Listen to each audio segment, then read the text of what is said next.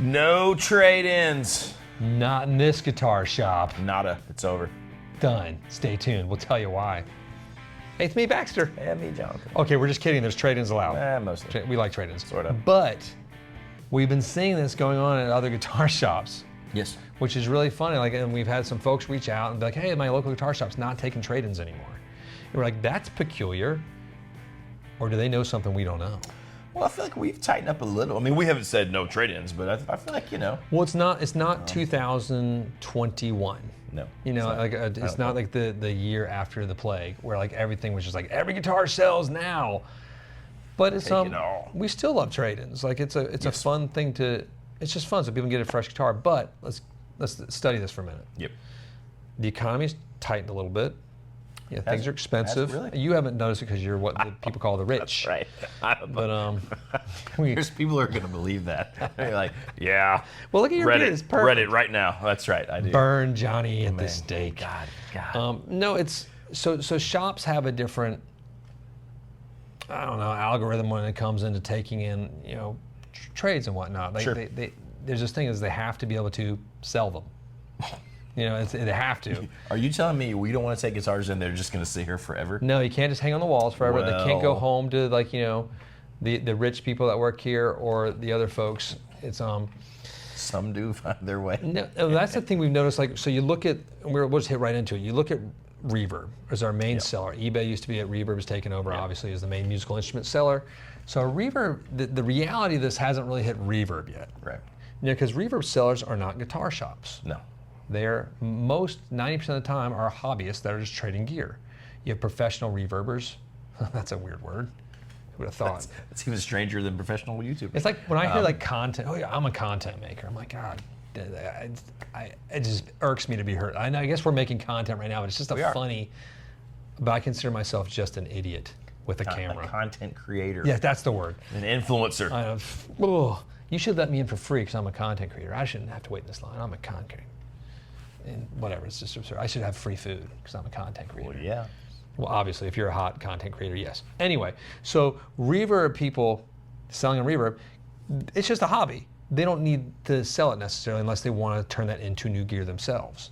Well, yeah, I mean, like I might have something that I've done this before where I listed something that I was not using or playing, and it's sitting in my house anyways. If I sell it, awesome. But I can literally forget about it. I've had things that were listed for 5-6 months. One day I get a thing and I'd forgotten it's on Reverb, Well, that happens in the guitar shop every day. We something sells on Reverb, a few things every day usually or something. It's just, and it might be something from 2 years ago. Sometimes it might be something from last night. Right? But yeah. You're like, oh, I didn't know we had that somewhere in storage or the vault. The vault. It's a different thing. So there's a different group of people out there right now on Reverb, the buyers. And I like to call them the Reverb vultures. There's a group out there that are going in there and they're sniping and shooting like 50%, 60%, 70% off offers, just trying to see and 99% of the time people are like, you're crazy. But every once in a while, it happens. Even the blind squirrel, so to speak. Yes, even the blind squirrel. So that it's worthwhile for them just to make lots of offers and then they'll go and turn and resell it. Right. Because they might have it, or it's maybe something they want every once in a while, but usually it's just a resale to try to make a buck. Funny, right? Yeah. So it's the ecosphere that's sort of developed on Reverb. So jumping back though to the real world, because Reverb's people are like, why don't you get upset by something says on YouTube? It's like, well, it's not a real place. You can't go. You can't go there. You can't come. You can say something mean, but I don't have to pay attention to it. You be kind. That's the idea.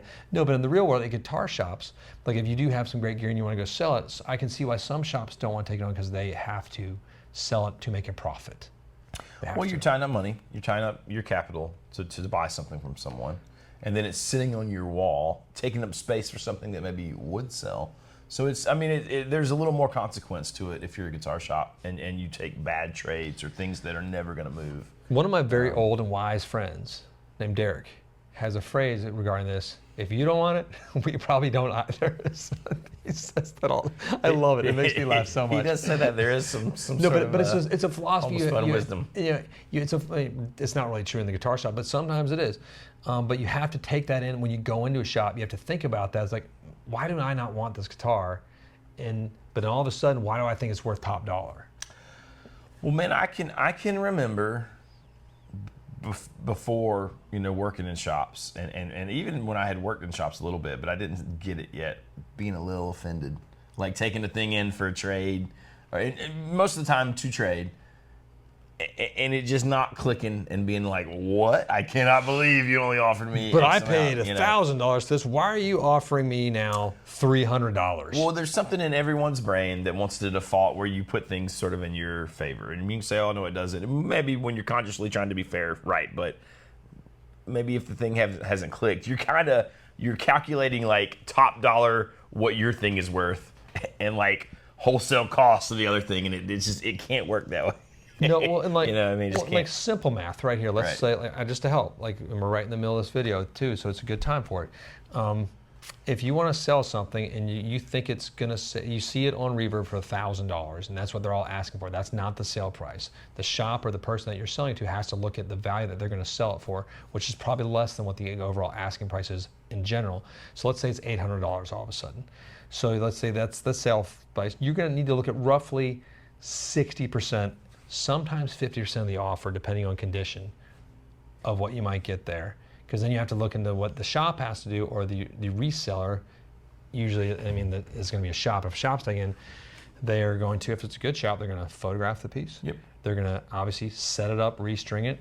They're going to clean it up. They're going to have to write the inventory description on it. They're going to have to, they obviously have a website, have a guitar store, have employees, have lots of bills, have insurance. All that goes into the cost of that guitar too. Maybe selling a Reverb, losing another 10% there. Exactly. So it's going to go on Reverb too. And so at some shops, like us included, we will not put our lower cost pieces on Reverb. That makes sense. Because once we have to pay Reverb fees and ship it, we've now lost money.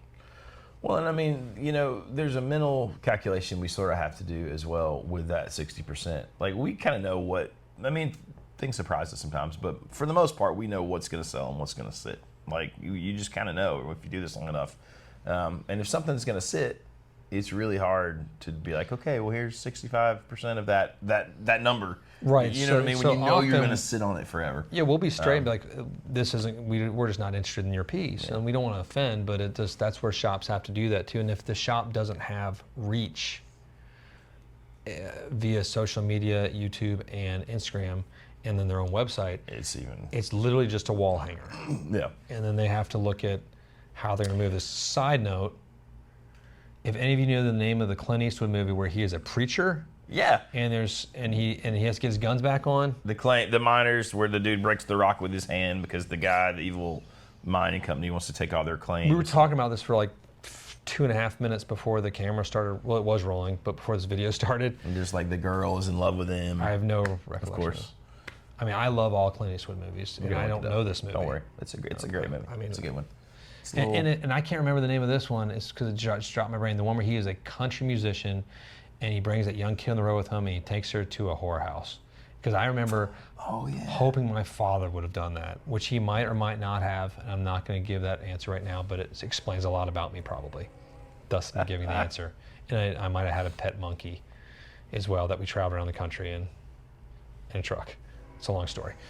But no, anyway, sorry, we're back to the guitar business now. And so if you know those, put them in the comments below. Just you and I'll your be monkey. reading them. You and your monkey and a... Me, Baxter and his monkey. So that sort of helps explain why you're seeing some shops are actually putting signs saying no trade-ins, just because so Reverb again is going to feel this later. Right. And it's like, we see it, and it's like it's a tightening, but it's getting ready to possibly loosen again. Come in about a month. By the way, if a shop doesn't want your trade in, or we think it falls into that category where we maybe kind of want it, but we think it's going to sit, that does not mean it's junk. Doesn't mean where you're like looking down on your thing. There's all sorts of things that I am interested in and want that would not sell because this is such a good point too, because let's say we're not experts in arch tops. No. Or we're not experts in banjos. Yes, exactly. You might have a phenomenal banjo, but we understand them. We know a lot about them. We're not experts as far as selling them.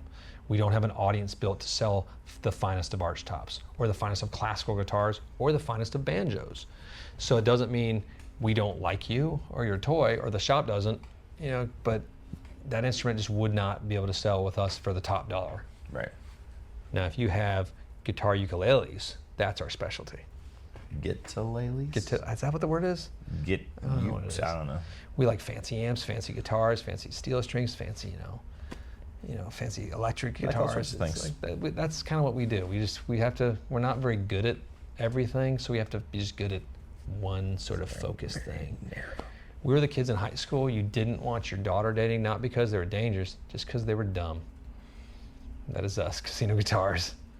The special Wasted ones. potential. I know, it's like... A lot of wasted potential. I know, my father, he's every day, he's like, oh God, this is what my seed created, huh? Listen, you've been in the Wall Street Journal and in the BBC. Yeah, we were both Bam. in the BBC. Quoted by Yes. first name. That's pretty impressive. BBC, and I love the BBC I love the, because it's one of my favorite state-run media companies. Which for some reason I feel like it's okay, but if we say about China or something like that's bad, but the BBC is like that's It's okay fine. because it created The Office and Well, Ricky Gervais It's true. and like all of his like brilliance that came out. And like if you haven't watched Extras on HBO, watch that as well. No, so it's a fun world out there, the used world. Take heart, take strength in there. If you want to be a Reverb vulture, give it a shot. It works both ways too, because shops, if there's pieces of shops been sitting on for a while, you might be surprised. If there's an individual who's been sitting on for a while and he just wants to move it, you might be surprised. We also send out direct offers via Reverb quite a bit, and that's a great time to take advantage of. Oh, like this is not a bad piece. It's just a piece the shop needs to move to free up that capital to invest in more pieces coming in. That's right.